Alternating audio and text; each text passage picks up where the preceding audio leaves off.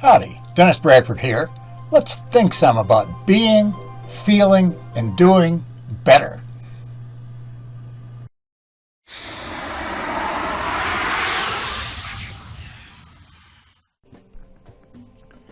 Mastering Stress 4. Welcome back. What's to be done? Whether or not you do anything at all is solely up to you. Either you are not experiencing chronic stress or you are. Is there anything to be done if you are not experiencing chronic stress? Perhaps. The temporal world is in incessant flux. What was true yesterday may no longer be true today. What's true today may not be true tomorrow. An absence of chronic stress today does not entail continued absence in the future. I have two suggestions for you, even if you are not now experiencing a lot of stress.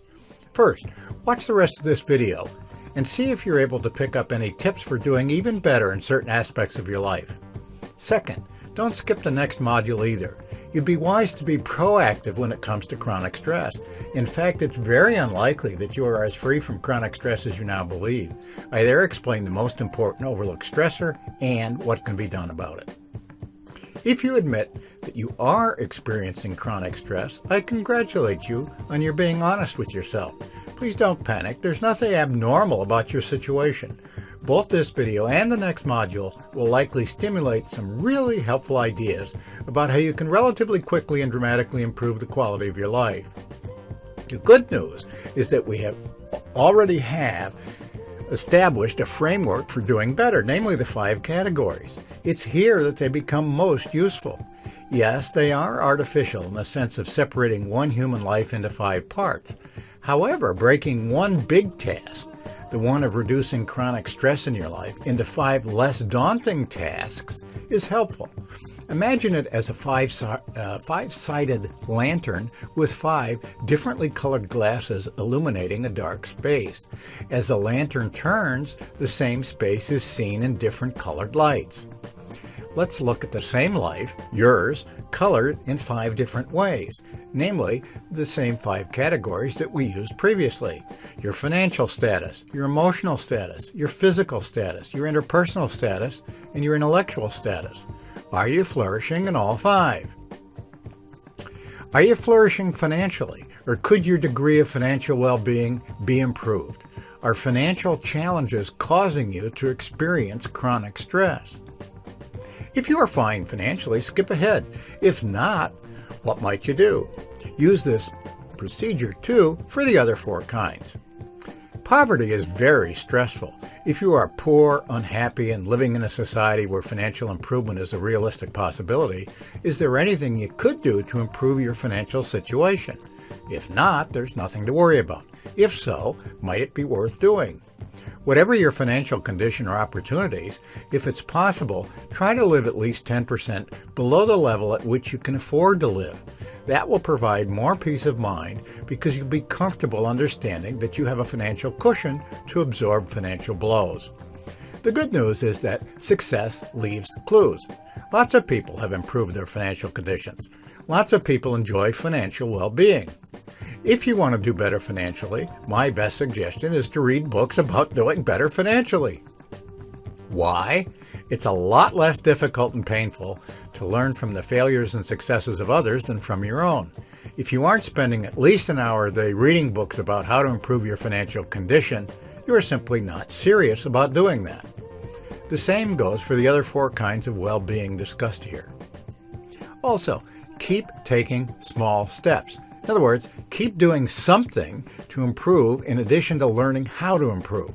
And never repeat the same mistake twice.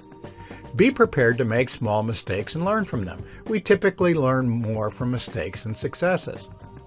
Don't take financial advice from anyone with a net worth of less than $1 million. If you want some initial reading suggestions, you can find some in the financial well-being section of my blog at dennis-bradford.com. As for me, I've learned in the last couple of decades a lot about what doesn't work well for me financially, but I don't have more financial suggestions to give you. A one-size-fits-all financial plan that works well for everyone is a delusion. There are lots of different ways to financial success. Learn what your options are. Pick one that might work well for you and test it. If it works well, Maximize its potential until you are financially comfortable.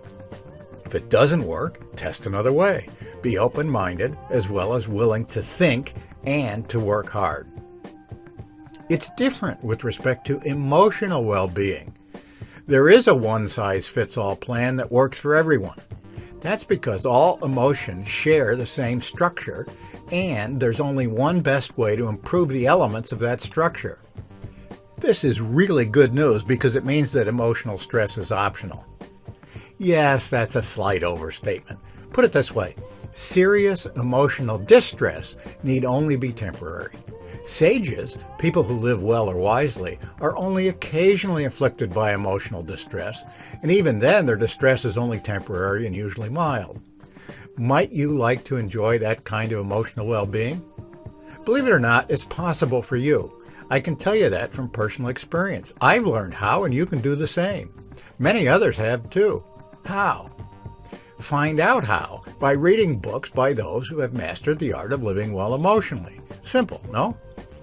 Of course, you may think that there are no such people, but if so, that belief is false. If you stay attached to it, you'll have a perfect excuse for continuing to suffer emotionally, which is not a good way to enjoy life.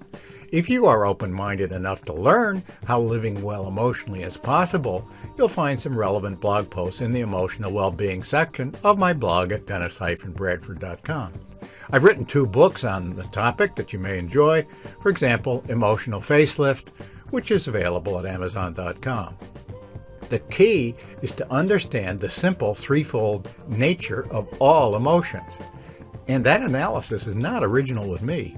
Once you do, you'll immediately understand why emotional flourishing is a realistic possibility for every normal human adult.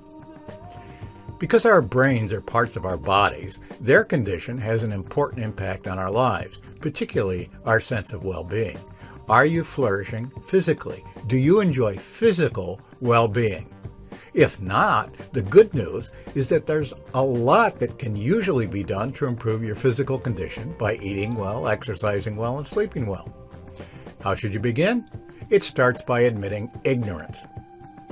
Since the relevant scientists are still learning about the best ways to eat, to exercise, and to sleep, all of us also lack the relevant knowledge. I sometimes wish that I understood as much about, say, nutrition 50 years ago as I do now. But then I realized that nobody understood then as much about nutrition as is understood now. My chief suggestion for you, if you are interested about living as long and healthy and physically enjoyable a life as possible, is to keep reading at least the secondary literature from reliable sources. Yes, there's a physical well-being section on my blog at dennis-bradford.com that may make a good starting point. Although I'm not an expert, I would like to flourish physically and seem always to have been interested in physical well-being, partly perhaps because my father was an internist. There's likely a lot that you can do to improve the way you eat, exercise, and sleep.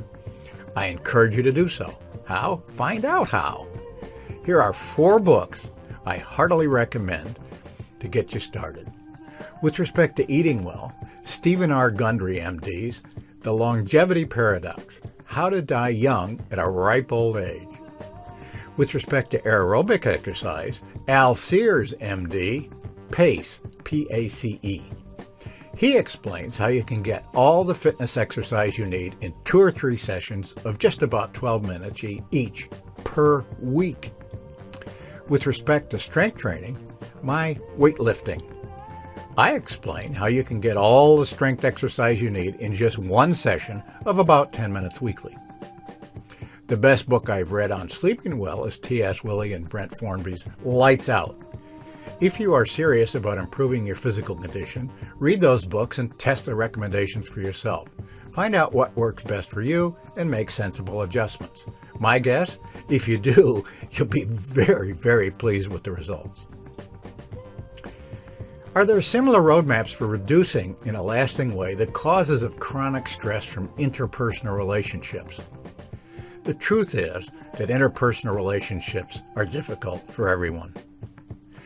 That's because we take ourselves not to be the same as others. After all, you are not the same as me, are you?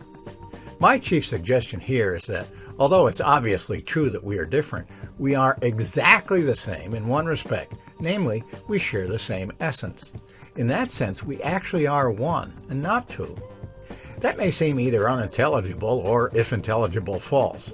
You may be tempted to dismiss it without really grasping it. Do I seem crazy to you?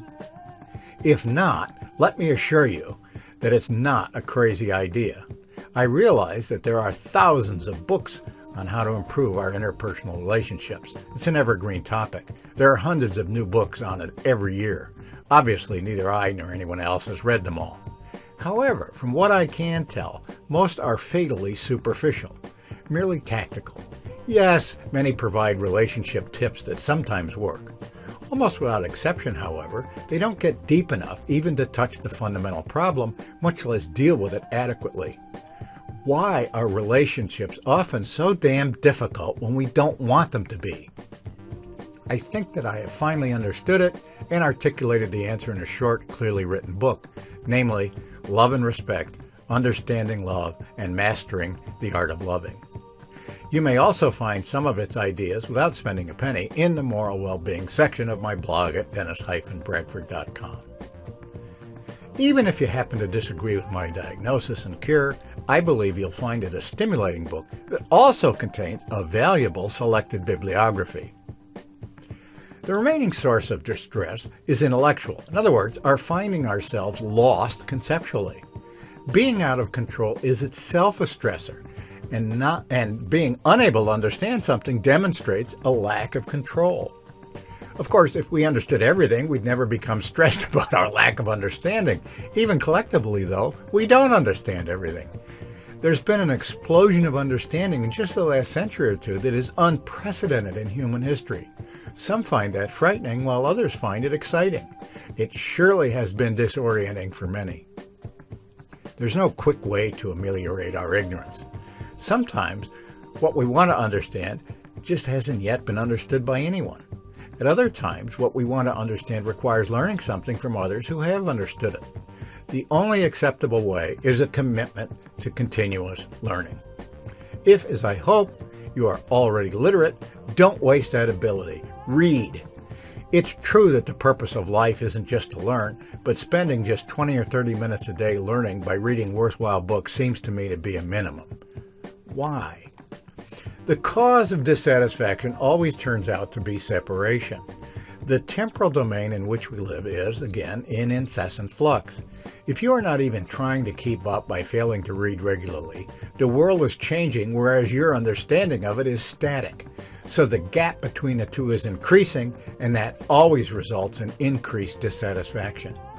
Therefore, with respect to diminishing the causes of intellectual stress, improving intellectual well-being, my recommendation is simply to read daily in an effort to understand this fascinating world in which we find ourselves. At least if you follow these suggestions, what might actually having less chronic stress in your life look like? You'll spend some time alone, daily, reading. You'd do sufficient fitness exercise twice weekly and sufficient strength exercise once weekly. You'd eat and sleep better. You'd be off the emotional roller coaster and enjoying relatively constant emotional serenity. You'd be a better friend to others, which would attract more friends to you and improve your social network. You'd be out of poverty, and at least in the lower middle class. As a result, you'd be likely focusing less on your own problems and more on our global problems, our human problems, such as war, economic injustice, global warming, and all those other issues where we obviously need help. Not a bad life, no? Actually, something crucial is missing. Any ideas? It's the topic of the next module. I think you'll find it very worthwhile. Here's a hint from Eckhart Tolle. Quote, "Stress is caused by being here, but wanting to be there." End quote. Thanks for your attention. Cheers.